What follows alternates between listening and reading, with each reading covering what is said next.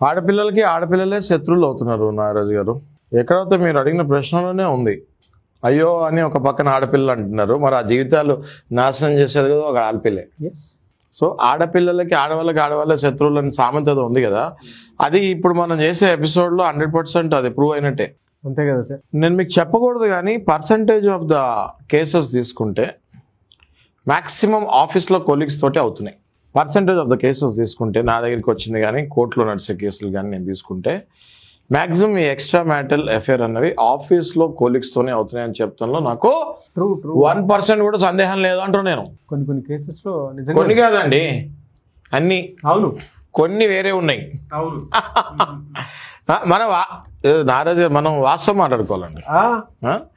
So ఇందులో మొహమాటం ఏం లేదు చెప్తానికి. నాకు ఆఫీస్లో కొలీగ్స్తో ఎక్స్ట్రా మ్యారిటల్ అఫేర్ అన్నది highest percentage of these extra marital cases అని చెప్తానులో నాకు సందేహం లేదు. How to encounter it, how to come out of it, how to do self advocacy అన్నది నేను ఇటు సైడ్ సఫర్ అయ్యే వైఫ్కి చెప్తా. ఓకే, సఫర్ అవుతారు కదా వైఫ్, ఇటు సైడ్ వైఫ్కి నేను చెప్తాను how to come out of it, how to encounter it అన్నది.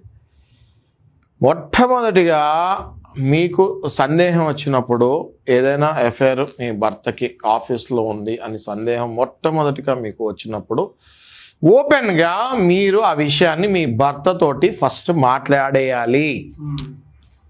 మొహమాటం ఇందులో లేదు. బయటికి వెళ్ళి తాగొస్తున్నాడు మీకు తెలిసిన అడగకపోయినా పర్వాలేదు, ఏదో స్లోగా ఆయనే మానుకుంటాడు డబ్బులు ఎక్కువ ఖర్చు అయ్యి. కానీ ఇది మీరు అడగకపోతే మీ జీవితం, మీ పిల్లల జీవితం, మీ తల్లిదండ్రులు ఎంతోమంది సఫర్ అవుతారు. ట్రూ అండి. ఇటువైపు ఫ్యామిలీ, ఈ అబ్బాయి ఎవరితో అక్రమ సంబంధంలో ఉన్నారో అటువైపు ఆ అమ్మాయి ఫ్యామిలీ కూడా అందరూ సఫర్ అవుతారు.